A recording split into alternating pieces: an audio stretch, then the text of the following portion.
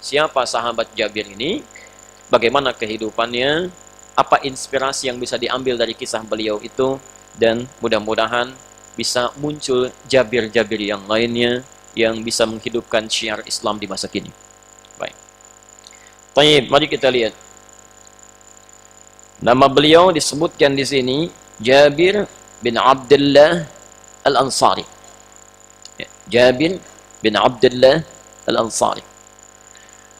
Barangkali kita lebih teruskan untuk melengkapi, ya, Jabir bin Abdullah bin Amr, ya, bin Amr bin Haram, dalam riwayat lain disebut bin Hamran, ya, As-Salami Al-Ansari. As-Salami Al-Ansari. Ya. Jadi beliau itu nama aslinya Jabir, punya bapak namanya Abdullah, punya kakek namanya Amr, Amr punya kakek namanya Haram, riwayat lain menyebutkan Hamran, ya, tinggal di suku daerah Salam, ya, dan beliau dari kalangan Ansar. Kalau Ansar itu berarti tinggalnya di mana? Di Madinah. Nah, nanti kita akan bahas kenapa orang Madinah saat itu disebut dengan Ansar. Bapak Ibu sekalian, radhiyallahu anhuma. Semoga Allah berikan ridha kepada Jabir dan orang tuanya Abdullah. Kalau ada bahasa dua ini menunjukkan kedua-duanya muslim. Orang tua dan anaknya muslim dan tidak sekedar muslim. Jabir lahir di Madinah, Bapak Ibu sekalian, kurang lebih 15 tahun sebelum hijrah. Jadi sebelum fase hijrah ke Madinah, ya, Jabir itu sudah lahir 15 tahun sebelumnya. 15 tahun sebelum hijrah. Pelan-pelan. Jelas sampai sini? Baik. Saya persingkat saja. Ketika Nabi SAW kemudian hijrah ke Madinah, ya, bapaknya Jabir, Abdullah, juga sudah masuk Islam, ya, dan berikrar kepada Nabi SAW untuk menjadi pembela beliau dan menebarkan Islam di daerah Madinah sana. Ya. Apa yang terjadi? Insyaallah. Ini hebatnya sahabat. Saya sering kali ulang-ulang kisah ini untuk memotivasi. Anda bayangkan, Bapak Ibu sekalian, seorang sahabat hidup di zaman Nabi. Bahkan nanti umumnya mereka syahid, wafat sebagai syuhada. Dan nanti bapaknya Jabir pun itu wafat dalam perang Uhud. Abdullah ini, ya, wafat dalam perang Uhud dan syuhada, termasuk kalangan syuhada, syahid. Ya. Tapi dalam keadaan syahidnya, menjadi seorang sahabat, diridhai oleh Allah melalui lisan Nabi, ya, Masya Allah, kalau kita bayangkan amalnya sangat lebih dari cukup masuk surga. Nah, ya.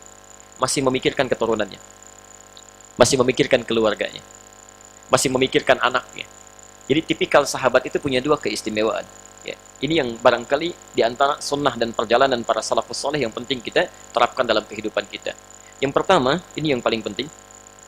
Umumnya para sahabat itu akan berlomba untuk mengumpulkan amalan yang bersumber dari Nabi. Hati-hati ya, ini yang paling penting kita dapatkan. Dan coba praktekkan dalam kehidupan. Ya. Mereka akan saling susul itu. Saling susul. Sifatnya tidak mau ada seorang sahabat ketinggalan informasi yang tidak didapatkan dari Nabi. Ya. Jangankan wahyu turun, hadis Nabi pun itu sementara mereka mesti dapat tuh. Nabi nyampaikan apa hari ini? Akan mereka kejar. Ya. Anda bayangkan, kalau tidak sempat misalnya bapaknya dapat, maka anaknya akan dikirim untuk belajar. Bukankah pernah saya kisahkan dulu kisahnya Abbas, paman Nabi, keluarga Nabi, kisahnya Umar bin Khattab, ya, kisahnya Malikah yang punya anak Anas bin Malik itu, ya. Termasuk ini, Abdullah punya anak namanya Jabir. Abdullah itu ahli perang, sering ikut perang, ya.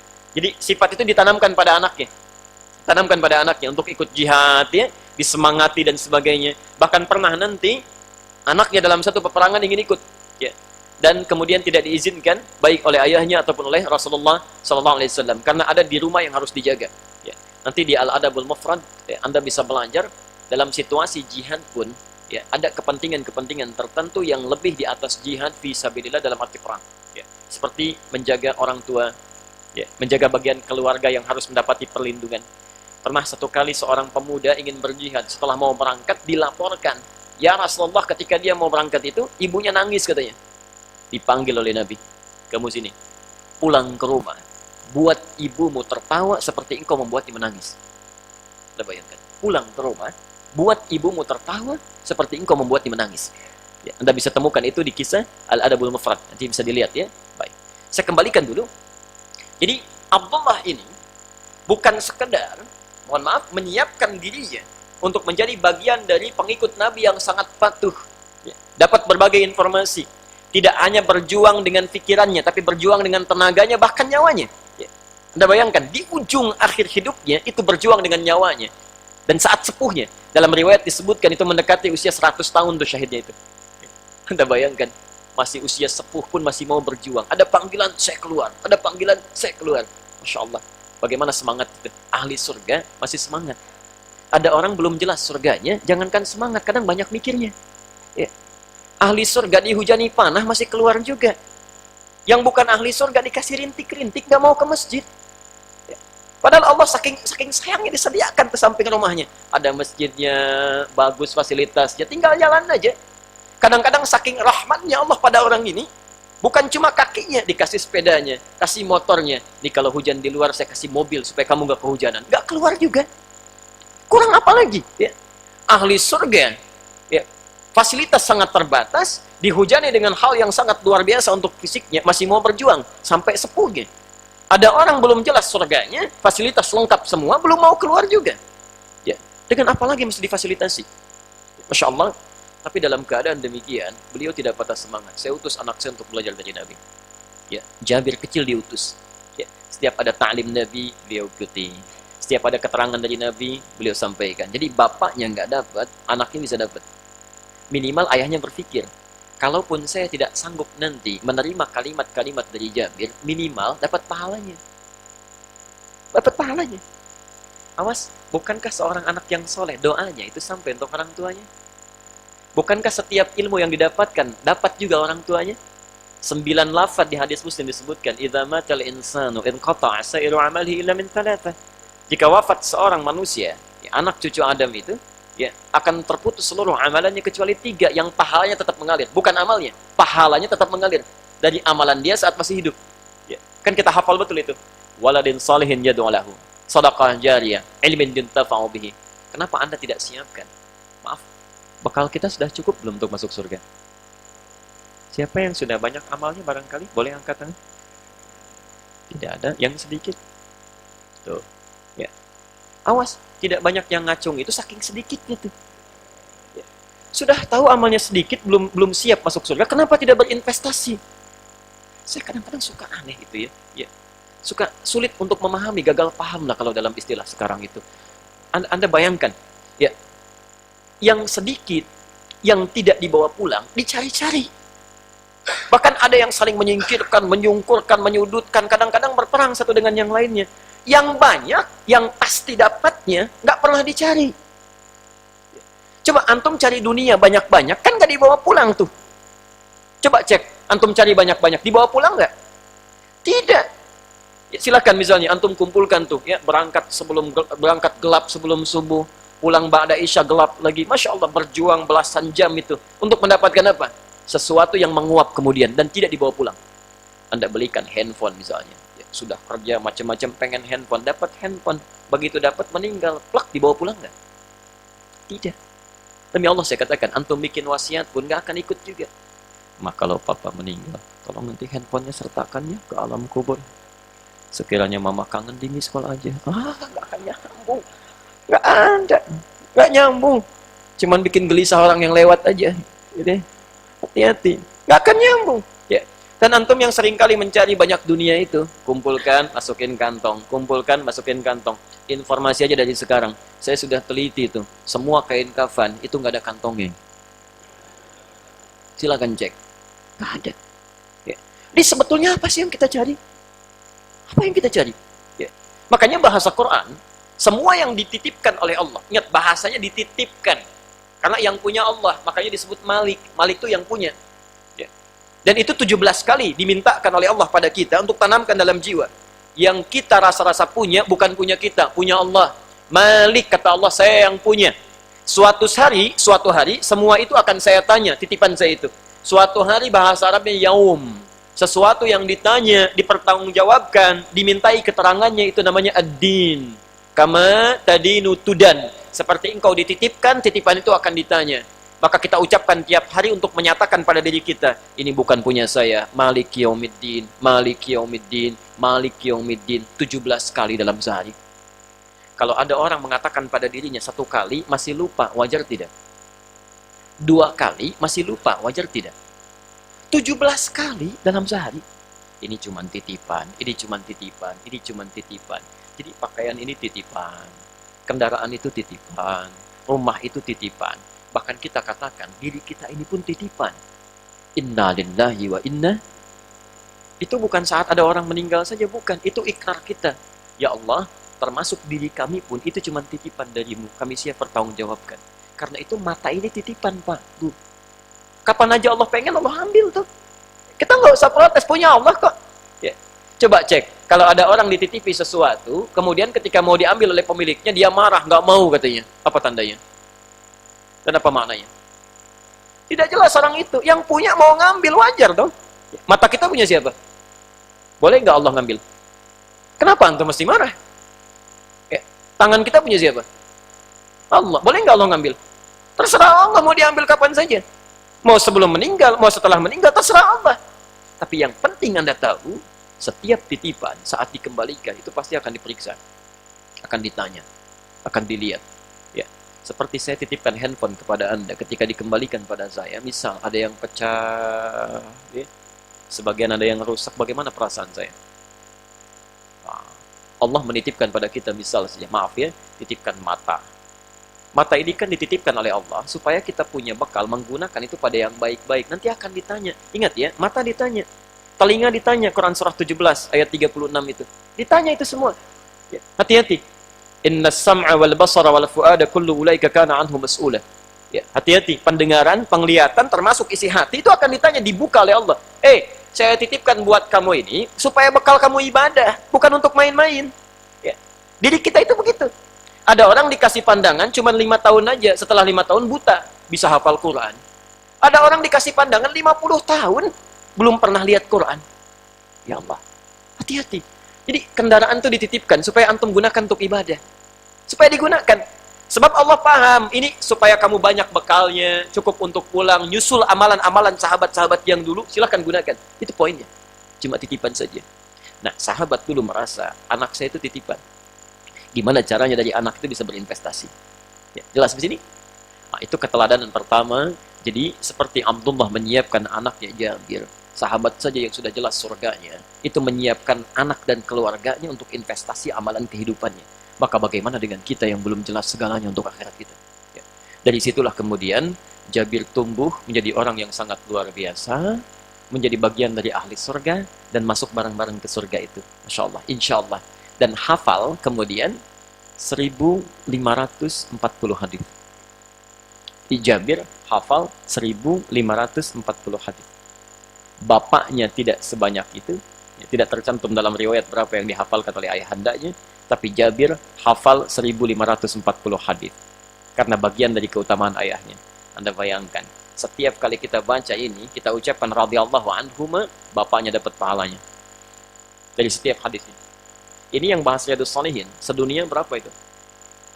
Ya. Kalau di Bekasi saja misalnya, ada 100 masjid membahas ini, disebutkan ini, di satu masjid ada 100 orang, 100 kali 100 berapa?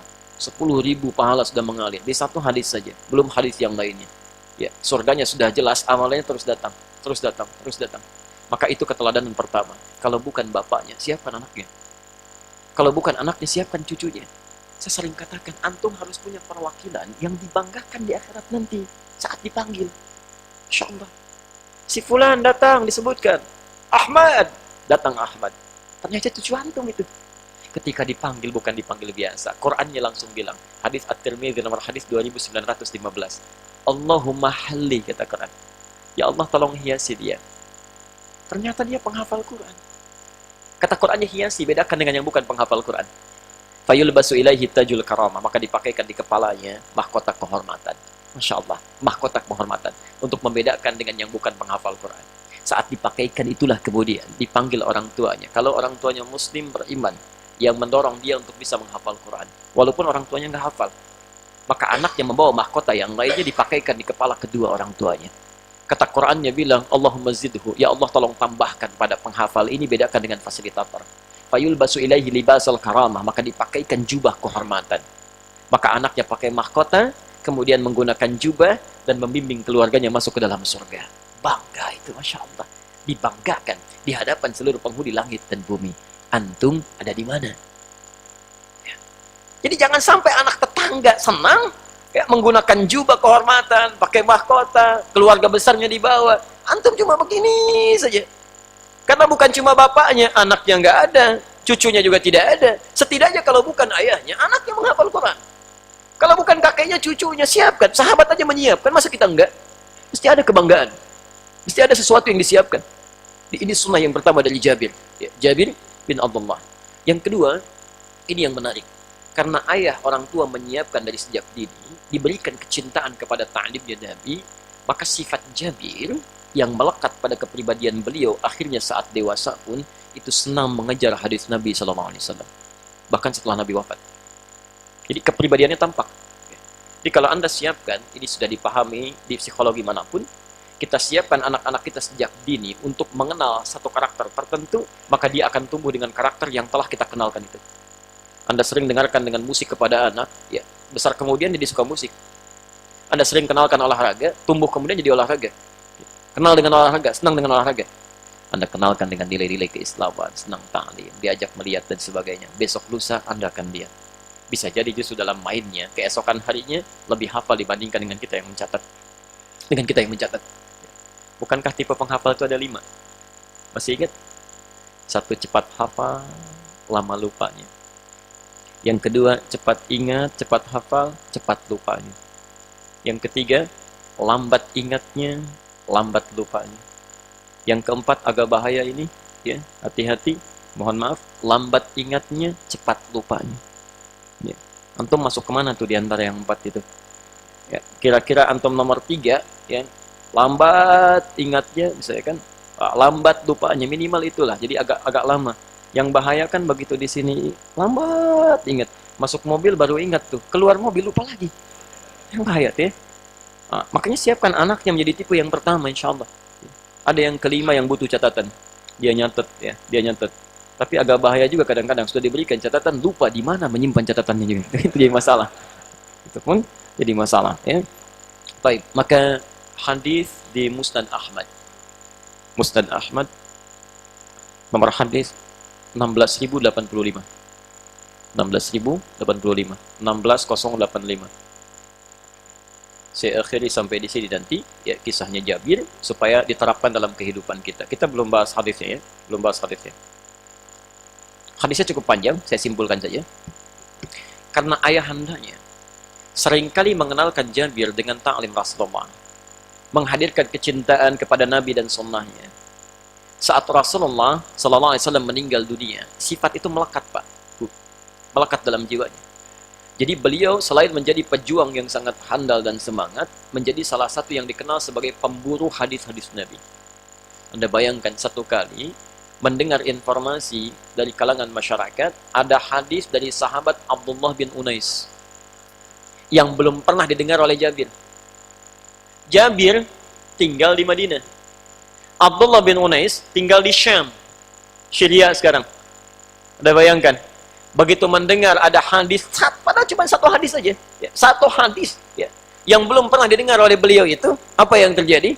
Maka Jabir menyiapkan perlengkapannya untuk berangkat ke Syam, hanya untuk mendengarkan satu hadis saja. Kita bayangkan, ya, sesama sahabat, sesama ahli surga, mendengar ada hadis yang belum pernah saya dengar, disiapkan perjalanan oleh beliau, ya, beliau kemudian membeli 1 ekor unta, ya, fashtaraitu ba'iran, maka saya membeli seekor unta. Ba'ir itu unta tunggangan. Unta tunggangan. Masya Allah, disiapkan oleh beliau. Saking inginnya mendapatkan hadis Nabi SAW. Berangkat. Berapa masa yang ditempuh? 1 bulan. Pakai unta 1 bulan. Dari Madinah ke Syam. Ya. Dulu tidak ada kendaraan seperti kita sekarang yang bisa ditempuh dengan jarak yang cukup cepat. Begitu sampai di sana, tiba di pintu rumahnya, khadimnya Abdullah bin Unais, pembantunya, membuka pintu, dan dikatakan, man ant, siapa anda? Anda Jabir, katanya. Saya Jabir. Ketika balik lagi mengatakan pada tuannya, ya, kata tuannya, Abdullah bin Unais, man fil bab? Siapa yang di pintu itu? Kata orang ini, Jabir, katanya. Ya. Kata tuannya Abdullah bin Unais, coba tanyakan lagi Jabir yang mana? Apakah Jabir bin Abdullah? Ketika balik lagi, a'anta Jabir bin Abdullah? Ya, apakah anda sahabat Jabir bin Abdullah? Bala, katanya. Ya, saya. Ya, Masya Allah. Begitu balik lagi dikatakan, ya, na'am, huwa Jabir bin Abdullah. Tiba-tiba langsung Abdullah bin Unais mengesampingkan semua yang ada di sekitarnya, langsung mengejar dengan tergopoh-gopoh. Ya, saking ingin bertemu dengan sahabatnya itu. Masya Allah. Ketika bertemu, dipeluknya, disayangnya, segalanya hilang pada satu kerinduannya. Apa yang terjadi? Kata Abdullah bin Unais, bertanya sederhana saja. Ada keperluan apa sampai jauh-jauh kemana? Lihat jawaban Jabir. Saya mendengar kamu punya hadis yang belum saya dengar sampai hari ini. Kamu punya satu hadis yang belum saya dengar sampai hari ini. Saya ingin mendengarnya langsung sebelum saya meninggal duluan atau kamu meninggal duluan. Takutnya sebelum saya pulang, saya belum tahu hadis itu. Anda bayangkan. Sahabat Nabi, hidup di zaman Nabi, berjuang dengan jiwanya.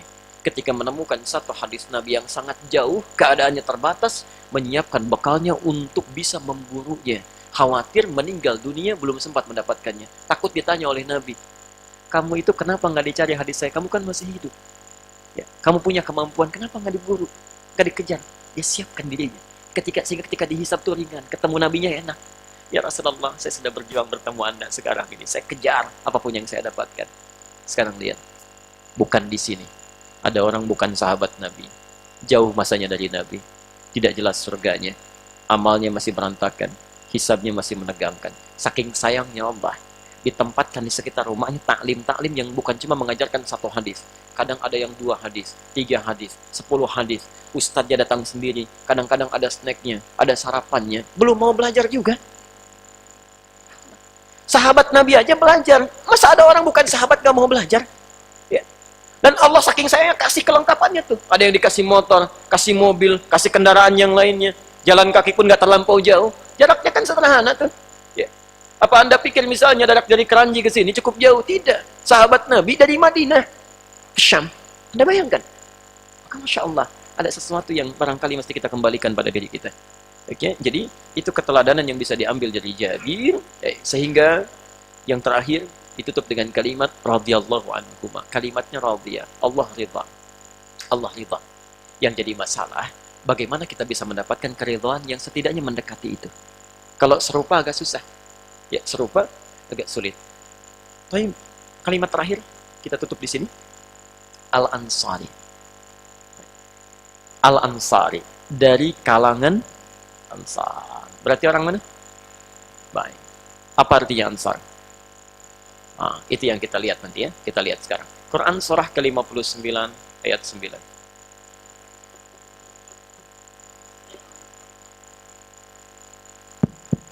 Baik. Al-Hashr ayat 9.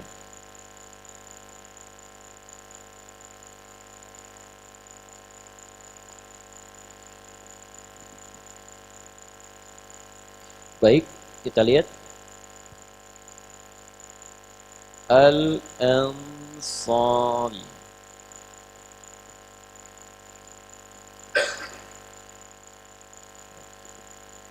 Perhatikan sini. Pelan-pelan. Saya keluarkan dulu akar katanya ya, seperti supaya paham dulu. Ya. Ini al. Nanti kita tunjukkan, kita belajar cepat bahasa Arab ya. Hati-hati, ini ilmu yang cukup penting, bisa kita terapkan ya. Biasanya kalau antum berhadapan dengan yang penting-penting, kita biasanya tegang atau biasa saja. Tegang, gemetaran atau biasa. Ini saking pentingnya saya tulis pun ini goyang-goyang tuh ini ya. Jadi agak tegang ini ya. Apa namanya papan tulis ini. Sama dengan Ansari. Ansar plus ya. Ini kita turunkan lagi dari kata Nasara menjadi Nasir. Di sini pelan-pelan. Yuk, saya mulai dari al dulu ya. Asalnya kata Ansar ditambah jadi al. Al-Ansar ya. Al itu salah satu maknanya berfungsi untuk ta'rif, ma'rifah, mengkhususkan sesuatu. Ya. Saya sering contohkan seperti artikel the dalam bahasa Inggris padanannya. Ya. Car banyak tuh di luar. Ya. The car yang itu bukan yang lain. Seakan-akan ingin mengatakan, kalau ada ansor-ansor yang lain, bukan ansor yang umum, tapi ansor yang khusus, yang hadir di zaman Nabi SAW. Di tidak setiap orang Madinah yang ada sekarang disebut dengan ansar. Tidak ya? Ketika menggunakan kalimat al, maksudnya al-ansari, maksudnya kalangan ansor yang khusus, yang hadir di zaman Nabi SAW, yang punya sifat-sifat yang utama. Jelas di sini? Tugas kita nanti meneladaninya. Teruskan pelan-pelan. Kemudian ditambah dengan ya nisbah. Ya di ujungnya. Ya ini disebut dengan nisbah. Nisbah. Apa itu nisbah? Ya. Nisbah itu satu huruf yang berfungsi untuk menyandarkan pada kalimat sebelumnya. Melekatkan identitas biasanya. Ya, menunjuk pada identitas. Identitas. Misal, saya beri contoh. Kita tinggal di negara apa? Negaranya Indonesia. Kalau kita ingin menunjukkan identitas kita, ya, orang Indonesia, maka A di ujungnya diganti dengan I. Ya, seperti ini Ansor ditambah dengan ya I, ya, Ansori. Orang Ansar. Kita ingin katakan orang Indonesia, misalnya kan? Tulis begini. Baik. Indonesia ganti ya-nya di akhir dengan I, ya. Indonesi. Ini. Indonesia, orang Indonesia. Amerika, negara Amerika, orang Amerika, Ameriki, jelas ya? Baik, Malaysia, negara Malaysia, orang Malaysia, Malizi, jelas ya? Filipin, Filipina, orang Filipin, Filbini, tambah I ujungnya, ya, jelas ya? Baik, pelan-pelan. Bukhara, dari Bukhara, orang Bukhara, Bukhari, jadi ada Al-Bukhari, ya. Beliau dari Bukhara, bukan namanya Bukhari, bukan. Ya, dari Bukhara. Nama aslinya siapa? Aslinya Muhammad, ya, Muhammad bin Ismail bin Ibrahim bin Al-Mughirah bin Al-Bardizbah Al-Ju'fi Al-Bukhari. Ya, dari kota Bukhara. Baik. Antum dari Assalam Jalan Jatiluhur, ya. Dari Jatiluhur. Baik, tambah I ujungnya, di ujung kalimatnya. Al-Jatiluhuri. Ya. Baik. Dari Jaka Permai? Al-Jaka Permai. Nah, kurang lebih demikian ya. Baik. Silakan masing-masing tinggal pulang aja. Dari Perumnas pulang ke rumah. Ya. Siapa nama Bapak? Saya Doni Al-Perumnasi. Boleh ya? Nasinya apa Pak? Nasi uduk apa nasi apa? Ada macam-macam ya. Nah, jelas. Lihat sini. Sudah? Baik. Sekarang yuk kita lihat. Ansar. Ini pentingnya. Apa itu Ansar? Dari kata Nasara. Nasara itu artinya yang menolong secara total. Yang menolong secara total. Total. Ya. Jadi kalau sudah disebut total itu, maaf ya, kalau sudah disebutkan total, kadang-kadang untuk dirinya pun bisa diberikan untuk orang lain. Ya. Dia punya sesuatu, tapi melihat orang lebih butuh, maka dia akan berikan kepada orang yang lebih dibandingkan dia, sekalipun dirinya barangkali membutuhkan itu. Ya, jelas ya? Baik. Makanya bahasa Qur'annya bisa ditemukan di situ, wa yu'thiruna ala anfusihim walau kana bihim khassasah. Bahkan mereka rela meninggalkan apa yang mereka butuhkan supaya temannya bisa dapat sesuatu. Insyaallah. Ini yang luar biasa. Orangnya disebut dengan Nasir. Pelan-pelan. Jamaknya disebut dengan Ansar. Jadi ingin menunjukkan kepada kita bahwa di zaman Nabi SAW ada satu perilaku yang tidak biasa. Bukan dikerjakan oleh satu orang, dua orang, tapi banyak orang-orang dari kalangan Madinah yang sangat luar biasa, yang datang menyambut kalangan orang-orang muhajirin yang hijrah, yang bahkan bisa menolong memberikan pada mereka, Masya Allah, apapun yang dibutuhkan, sampai sekiranya orang ini butuh pun akan diberikan pada orang itu dulu dibandingkan dengan dirinya sendiri. Anda pernah nggak mendengar riwayat seperti ini? Ada orang datang kehausan, dibawa oleh orang bawa minuman. Ada orang datang dengan kelaparan, dibawa oleh orang membawakan makanan. Demikian seterusnya. Padahal dirinya sendiri pun, itu belum tentu mendapatkannya. Ya. Pernah satu kali, mohon maaf, ada seorang datang dalam perjalanan, kata Nabi, ini ada tamu kita, siapa yang mau menjamunya? Masya Allah, saking inginnya berbuat baik, rebutan. Allah ya Rasulullah. Orang pertama mengacungkan tangan ditunjuk oleh Nabi. Kata Rasulullah, kamu yang menjamunya. Begitu pulang ke rumahnya, seperti pernah kita ketahui kisahnya, Masya Allah, disiapkan makanannya. Uniknya istrinya menidurkan dulu anak-anaknya. Tidur di awal. Istrinya ikut tidur, disiapkan dengan suaminya, kemudian cahayanya dipadamkan. Ketika cahaya dipadamkan, suami ikut menemani tamu ini, ikut makan. Ya, dia bunyikan, makan, bunyikan, makan, bunyikan, makan. Besoknya disebut oleh Nabi SAW bima makna, ada satu keluarga calon penghuni surga. Ternyata saat makan itu lampu dipadamkan, cahaya dipadamkan, hanya ingin menutupi keadaan yang sangat kekurangan saat itu. Ternyata jatah makan satu keluarga itu yang cuma satu bagian diberikan pada orang itu. Semuanya menahan lapar semalam. Anaknya ditidurkan lebih cepat supaya tidak rewel. Istrinya menemani, dan suaminya itu ternyata cuma ikut-ikutan makan pura-pura saja. Makannya enggak. Karena itu cahayanya dipadamkan supaya tidak kelihatan. Anda bayangkan. Itulah kenapa disebut dengan Ansar. Disebut dengan Ansar. Ahli surga, hidup dengan Nabi, memberikan apa yang dimiliki untuk kesenangan saudaranya, dan masih bisa dilakukan. Ada orang hidup bermasyarakat, katanya muslim, katanya sangat perhatian, katanya satu tubuh, tapi sifat-sifat ini belum melekat pada dirinya. Baik, jelas sampai sini? Baik, karena itu, bertakwalah kepada Allah, siapkan diri kita, setidaknya kalau bukan kita yang jadi jabir, kita bisa menumbuhkan sifat-sifat dari jabir-jabir yang lainnya, di anak Anda, cucu kita, atau yang lainnya. Tapi kalau tak mampu menjadi jabir sepenuhnya, setidaknya ambil dari sebagian sifat Ansor itu. Ya. Dan kalau Anda sudah meletakkan nama untuk Ansor, saya lihat di Masjid Perumnas itu ada Masjid Al-Ansor namanya. Nah, itu latihan. Ya. Jangan cuma dilekatkan namanya, tapi kemudian sifat-sifatnya dilupakan dalam kehidupan. Ya. Jadi kalau Anda kekurangan minuman, datang ke Al-Ansor. Gitu ya. Kurangan makanan, datang ke Al-Ansor. Masya Allah. Ya. Itu tidak mudah untuk melakukannya. Dicoba kiasan saja.